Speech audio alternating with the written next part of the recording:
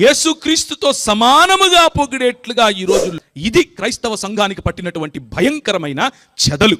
సిగ్గు లేకుండా స్టేజ్లు ఎక్కుతారు. వాడి బోధ ఎలాగూ చెడిపోతుంది. అది నేనైనా సరే ఒకానొక రోజు ఇప్పుడు ఇస్తే నీ బ్యాంక్ అకౌంట్లో ఇంత పడతాయి అంటే ఇట్లా తీసేసే వాళ్ళు కూడా ఉన్నారు.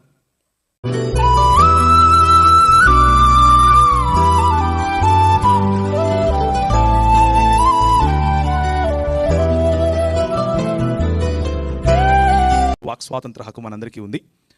మన విశ్వాసమును మనము సమర్థించుకోవటానికి, మన విశ్వాసాన్ని మనం బలంగా చాటడానికి మనకు ఈ రాజ్యాంగం అనుమతినిస్తుంది. అలా నిలువరించే వారిని ప్రశ్నించడానికి కూడా అనుమతినిస్తుంది. అన్నిటిని మించి మన ప్రభు అయిన యేసుక్రీస్తు మత్తయి సువార్త 28వ అధ్యాయంలో ఆయన ప్రతినిధిగా ఈ లోకంలోనికి వెళ్ళటానికి మనకు ఆయన అభిషేకం నుంచి పంపించాడు. ఆ అభిషేకము కారణంగా మనం నోరు విప్పి మాట్లాడాలి. ఒకానొక సమయంలో మరి అపోస్తలుల కార్యం 6వ అధ్యాయంలో ఎలా ఉంటుంది అంటే Stephen was full of grace and full of Holy Spirit అని ఉంటుంది. అంటే స్టెఫెను పరిశుద్ధాత్మతోను మరియు కృపచేతను నిండి ఉన్నాడు అని ఉంటుంది. When he spoke people could not resist him అని ఉంటుంది. అంటే ఆయన మాట్లాడినప్పుడు ఆయన వాగ్దాటిని, ఆయన సత్యం పలుకుతున్నాడు అన్న ఆ సత్యాన్ని నిలువరించడానికి ప్రజలకు శక్తి చాలలేదు. ఇది దేవుడి వాక్యముకున్నటువంటి శక్తి, స్టెఫెన్కు ఉన్నటువంటి శక్తి కాదు.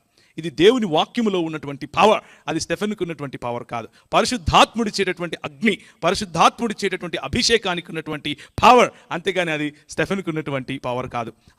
నేను ఎందుకు ఈ మాటలు చెప్తూ వస్తున్నాను అనంటే, ప్రభు అయిన యేసుక్రీస్తు ఎన్నుకున్నటువంటి సేవకులు, ప్రభు అయిన యేసుక్రీస్తు పిలుచుకున్నటువంటి తన సంఘానికి, తను స్థాపించినటువంటి రాజ్యానికి నాయకులుగా ఉండటానికి పిలిచినటువంటి ప్రజలు ఏమనుకుంటారు అనంటే, కొద్ది కాలం అయిపోయిన తర్వాత పరిశుద్ధాత్ముని యొక్క శక్తిని వారి స్వంత క్యారిస్మా రీప్లేస్ చేస్తుంది. దానికి బదులుగా, పరిశుద్ధాత్మునికి బదులుగా నా సొంత ఆలోచనలు, నా సొంత వాగ్దాటి, నాకున్నటువంటి మేధస్సు, నాకున్నటువంటి జ్ఞానం, దాన్ని నేను నా సొంత బలంతో చేయగలను అని అనుకుని పొరపడి క్రైస్తవ సంఘ విభజనకు, క్రైస్తవ సంఘాన్ని మెల్లిమెల్లిగా నిర్వీర్యం చేయటానికి సాతాను చేతిలో పావులుగా మారిపోతూ ఉంటారు. ఒక విషయం చూద్దాం. 1 తిమోతికి రాసినటువంటి పత్రిక 4వ అధ్యాయము. 1 తిమోతికి రాసినటువంటి మొదటి పత్రిక 4వ అధ్యాయం 11 నుంచి నేను చదువుతున్నాను. జాగ్రత్తగా మీ బైబిల్లో చూసుకుని అనుసరించాల్సిందిగా కోరుతున్నాను. ఈ సంగతులను ఆజ్ఞాపించి బోధించుము.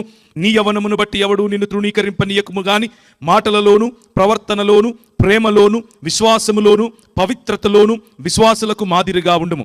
నేను వచ్చు వరకు చదువుట యందును, హెచ్చరించుట యందును, బోధించుట యందును జాగ్రత్తగా ఉండుము. పెద్దలు హస్తనిక్షేపణము చేయగా ప్రవచన మూలమున నీకు అనుగ్రహింపబడిన నీలో ఉన్న వరమును అలక్ష్యము చేయకుము. నీ అభివృద్ధి అందరికీ తేటగా కనపడు నిమిత్తము వీటిని మనస్కరించుము. వీటి యందే సాధకము చేసుకొనుము.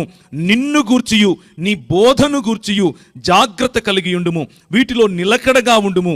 నీవిలాగు చేసి నిన్నును నీ బోధ వినువారిని రక్షించుకొందువు అన్నటువంటి మాటలు. ఒక్కసారి తల ఉంచినట్లయితే మనం ప్రభు వైపుకు చూద్దాం. ఆయన ఈ మాటలను ఆశీర్వదించలాగుగా, ఆయన సిలువ చాటున నన్ను మరుగుపరిచి కేవలము ఆయన నోటి బూరగా మాత్రమే నన్ను ఉపయోగించుకుని మీకు స్పష్టమైన ఆయన వచనాలు, ఆయన వాక్యము మాత్రమే అందులాగున ఈ చిన్ని ప్రార్థన చేద్దాం. కృపగలిగిన తండ్రి, మా మధ్య మీరు ఉండండి, మాతో మాట్లాడండి. మట్టి బుర్ర నాది, కానీ మహోన్నతుడవైన దేవుడవు నువ్వు. ప్రభా, నా మాటల్లో శక్తి లేదు, కానీ నువ్వు మాట్లాడితే మా జీవితాలు మారతాయి. మాతో మాట్లాడండి, మమ్మల్ని సంధించండి.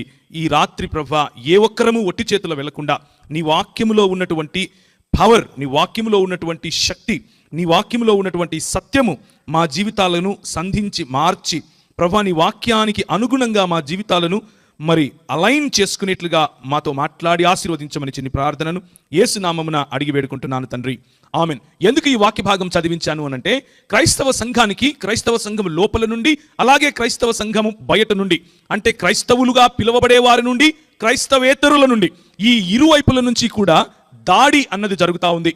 దాడి అన్నది కొంతమంది ఏమనుకుంటారు అనంటే, కేవలము భౌతిక పరంగా, అంటే భౌతికంగా శరీరానికి జరిగే దాడి మాత్రమే దాడి అని అనుకుంటారు. నిజమే, అది జరుగుతూ ఉంది. మరి సహోదరుడు చెప్పినట్లుగా నేను మహారాష్ట్రలో కాదు, మధ్యప్రదేశ్లో 11 సంవత్సరాలు ప్రభు పరిచర్యలో ఉన్నాను. నా సొంత పనులు చేసుకుంటూ ప్రభు రాజ్య స్థాపన కోసం నా వంతు కృషిని నేను చేశాను.